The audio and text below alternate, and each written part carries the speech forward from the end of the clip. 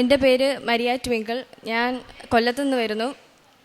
ഞാൻ ഉടമ്പടി എടുത്തത് 2026 ഫെബ്രുവരി 2-ാം തീയതിയാണ്. ഞാനൊരു BSc നഴ്സിംഗ് സ്റ്റുഡൻ്റാണ്. ഈ ഒരു കോഴ്സ് ഞാൻ ഇഷ്ടപ്പെട്ട് എടുത്തതൊന്നുമല്ല. മമ്മിയുടെ പപ്പായുടെ ഇഷ്ടത്തിനാണ് ഞാൻ ഈ കോഴ്സ് എടുത്തത്. അതുകൊണ്ട് തന്നെ ഫസ്റ്റ് സെമ്മ് തന്നെ ജസ്റ്റ് ഒരു ടെസ്റ്റ് പേപ്പർ നടത്തിയപ്പോൾ തന്നെ എനിക്ക് മാർക്ക് കുറഞ്ഞത് എനിക്ക് അക്സെപ്റ്റ് ചെയ്യാൻ പറ്റിയില്ല. അപ്പോൾ ഞാൻ ഡ്രോപ്പ് ഔട്ട് ചെയ്യാൻ തീരുമാനിച്ചു. അത് മമ്മി ആ സമയത്ത് ഇവിടെ ഉടമ്പടി എടുത്തിട്ടുണ്ടായിരുന്നു. മമ്മി ഒരുപാട് പ്രാർത്ഥിച്ചു. അതിൻ്റെ ഫലമായി ഞാൻ അത് കണ്ടിന്യൂ ചെയ്തു. ആ സാക്ഷി മമ്മി ഇവിടെ നിന്ന് പറഞ്ഞതുമാണ്. പിന്നീട് കുഴപ്പമില്ലാതെ പോകുമായിരുന്നു. ആ സമയത്താണ് എനിക്ക് 4th സെമ്മിൻ്റെ റിസൾട്ട് വന്നത്. അന്നേരം എനിക്കൊരു സബ്ജക്റ്റ് പോയി. അപ്പോൾ എന്ത് ചെയ്യണമെന്ന് എനിക്കറിയത്തില്ല. കാരണം അത് ഞങ്ങൾക്ക് ബ്രേക്ക് സെം ആയിരുന്നു. ആ ഒരു 4th സെമ്മ് വരെ ക്ലിയറായി മാത്രമേ നമുക്ക് 5th സെമ്മിൻ്റെ എക്സാം എഴുതാൻ പറ്റത്തുള്ളായിരുന്നു. ആ സമയത്താണ് പിന്നെ ആ 6 months ഞങ്ങൾ ഫസ്റ്റ് ബാച്ചായിരുന്നു സെം സ്റ്റാർട്ട് ചെയ്തത്. അപ്പം ഞങ്ങൾക്ക് ഒരു സപ്ലി എക്സാമോ അങ്ങനെയൊന്നും നടത്തത്തില്ല. ഞങ്ങൾക്ക് ഇനി തൊട്ട് ജൂനിയേഴ്സിൻ്റെ കൂടെ ഞങ്ങൾക്ക് എഴുതാൻ പറ്റത്തുള്ളൂ. അപ്പം ഞങ്ങൾക്ക് 6 months ലാഗ് വരും എന്തുമായാലും. അപ്പം ഞാൻ ആ ഒരു 6 months എനിക്ക് വീണ്ടും പോയി. ഞാൻ 5th സെമ്മിൽ ഇരിക്കുന്നുണ്ട്. ബട്ട് എനിക്ക് 5th സെമ്മിൻ്റെ ബാച്ചിൻ്റെ കൂടെ എനിക്ക് എക്സാം എഴുതാൻ പറ്റത്തില്ലായിരുന്നു.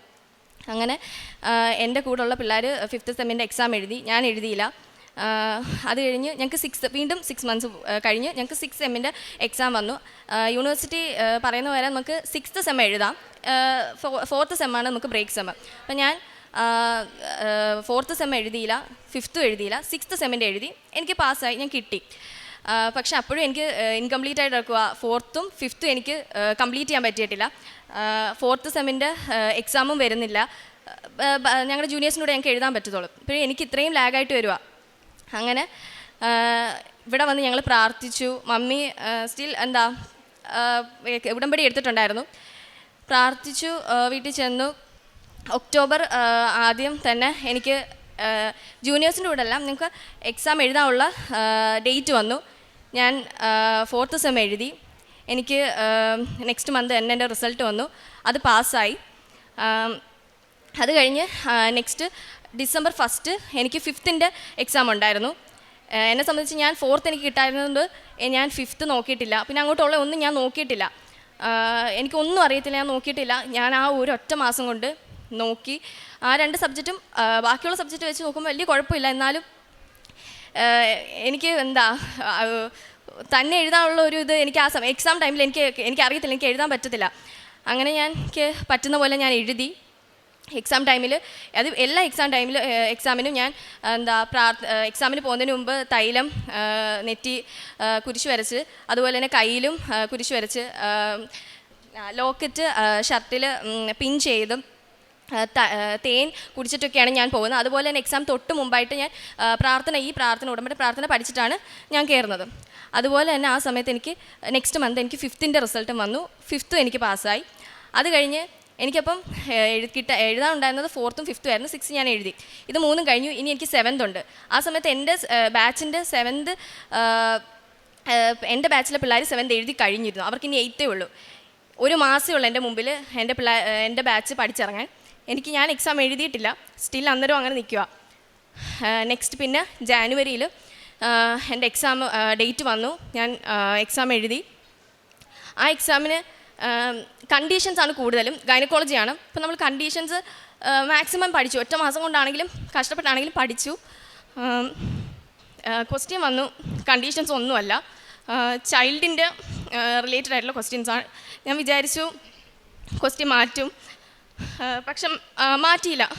അവസാന നിമിഷം ഞാൻ ക്വസ്റ്റ്യൻ മാറ്റുമെന്ന് വിചാരിച്ചു. എനിക്കാകെ 4 പോയിൻറ്റ്സേ അറിയത്തുള്ളൂ. അത് വെച്ചിട്ട് എങ്ങനെ എഴുതിയാൽ പോലും പാസ്സാവത്തില്ല. ഇപ്പോൾ എല്ലാ ക്വസ്റ്റ്യൻസ് അറ്റൻഡ് ചെയ്താൽ മാത്രമേ ഇപ്പോൾ പാസ്സാവാനുള്ള മാർക്കെങ്കിലും കിട്ടത്തുള്ളൂ. ആ സമയത്ത് എനിക്ക് എസ്സേ അറിയത്തില്ല. എനിക്കറിയാവുന്നത് എഴുതി. ഞാൻ അങ്ങോട്ടും ഇങ്ങോട്ടും നോക്കുമ്പോഴാണെങ്കിലും എൻ്റെ കൂടെയുള്ള പിള്ളേർ എഴുതുന്നുണ്ട്, ഫുൾ പേപ്പർ കംപ്ലീറ്റ് ചെയ്യുന്നുണ്ട്.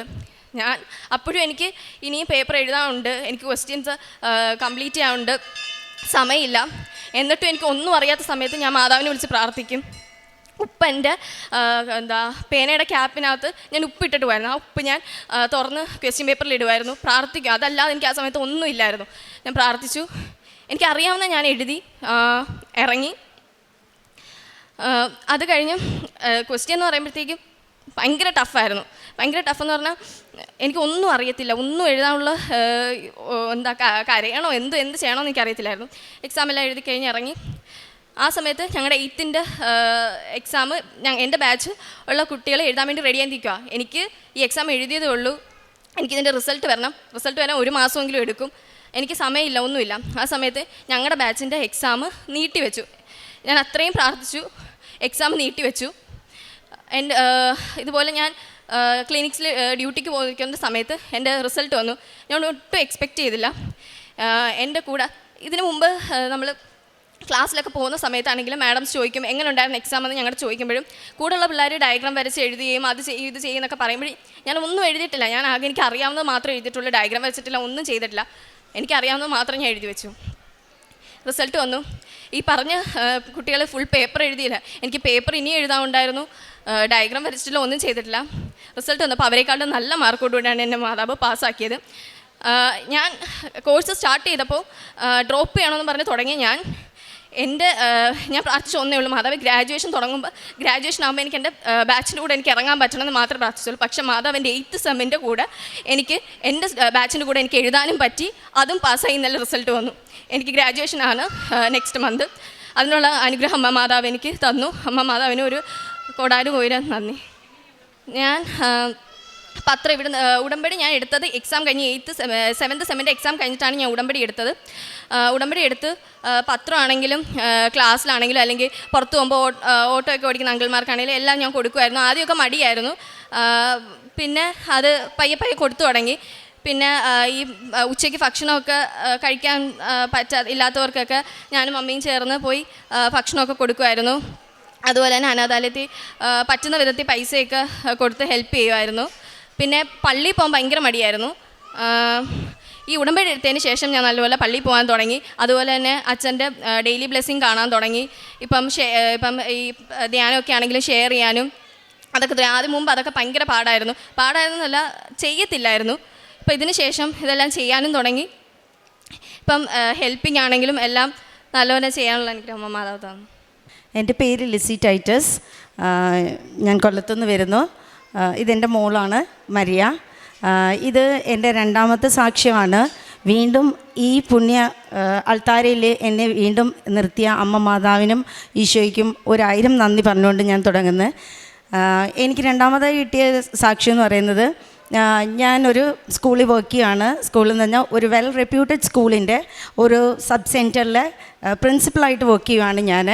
അപ്പം ഈ കഴിഞ്ഞ കാലങ്ങളിൽ അവിടെ നമുക്കിപ്പോൾ അറിയാമല്ലോ, കോമ്പറ്റീഷനാണ് എല്ലാ സ്കൂൾസും തമ്മിൽ.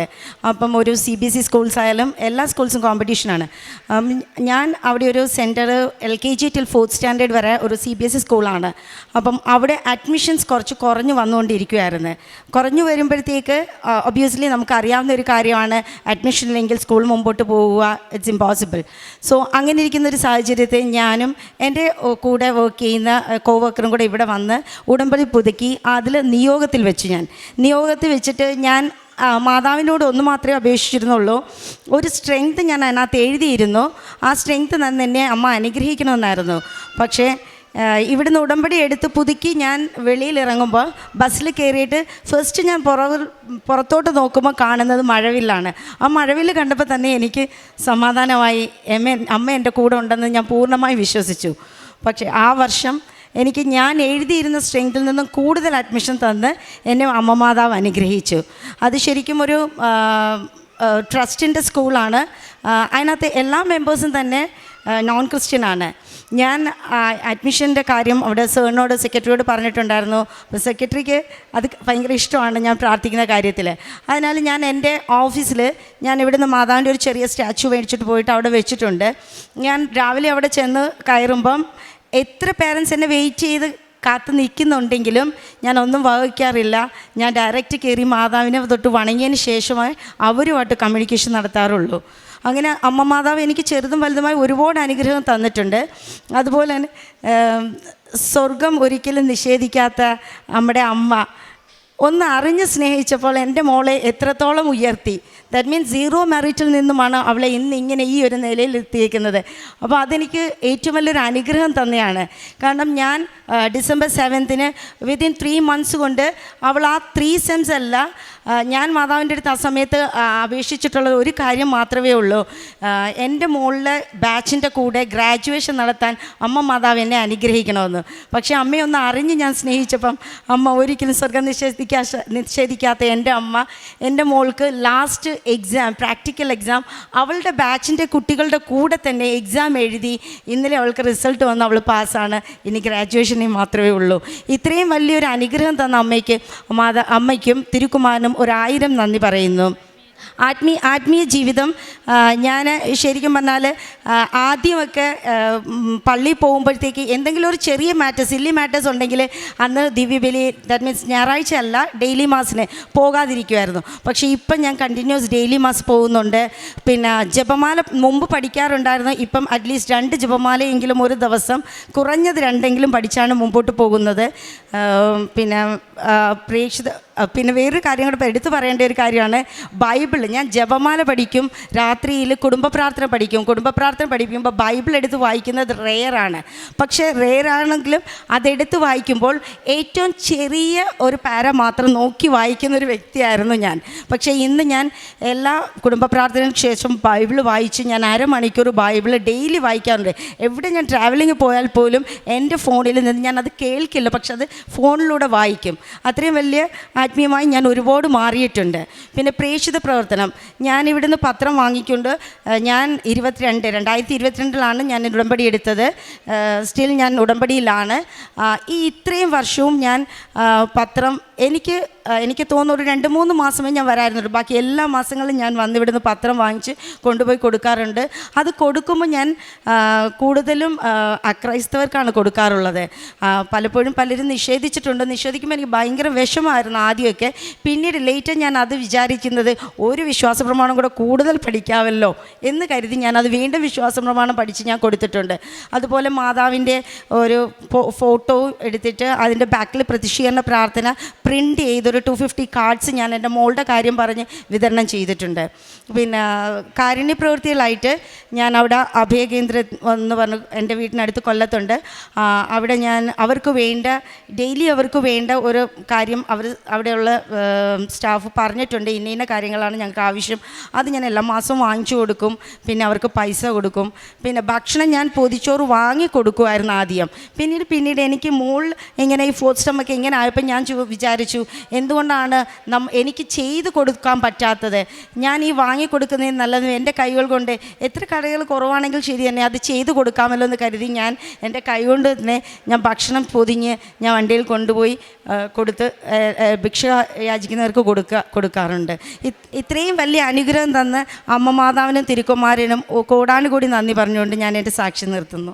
ജെറമിയ പ്രവാചകൻ്റെ പുസ്തകം 31:16 കർത്താവ് അരുളി ചെയ്യുന്നു, കരച്ചിൽ നിർത്തി കണ്ണീർ തുടയ്ക്കൂ, നിൻ്റെ യാതനകൾക്ക് പ്രതിഫലം ലഭിക്കും. എങ്ങനെയാണ് ലിസി ടൈറ്റസും മരിയ ട്വിങ്കിൾ എന്ന മകളും മരിയയുടെ ജീവിതത്തിൽ അമ്മയുടെ ഉടമ്പടിയിലൂടെ തുടങ്ങിയ പ്രാർത്ഥനകൾ പിന്നീട് ആ മകൾ തന്നെ ഉടമ്പടിയെടുത്ത് എത്ര എക്സാം തനിക്ക് ലാഗിങ് ആയിരുന്നു എന്നും എങ്ങനെ തൻ്റെ ബാച്ചിനോടൊപ്പം ഇപ്പോൾ ഗ്രാജുവേഷന് ആ മകളെ അർഹയാക്കി മാതാവ് സമ്മാനം നൽകി എന്നുള്ളതൊക്കെയാണ് നാം കേട്ടത്. മരിയ ഇന്ന് എത്രമാത്രമാണ് തൻ്റെ ഉടമ്പടിയോട് കൂറു പുലർത്തുന്നത്, എങ്ങനെയാണ് ദൈവത്തിന് വേണ്ടി ആത്മാക്കളെ നേടുവാനായിട്ട് പ്രേക്ഷിത പ്രവർത്തനമൊക്കെ ചെയ്യുന്നതെന്ന് നാം കേട്ടു. അതുപോലെ തന്നെ തൻ്റെ പ്രൊഫഷണൽ ലൈഫിൽ ലിസിക്ക് എങ്ങനെയാണ് ഉടമ്പടിയിലൂടെ പരിശുദ്ധ അമ്മ സാന്നിധ്യമായി, അതായത് സുഗന്ധാഭിഷേകമോ മഴവില്ലോ അമ്മയുടെ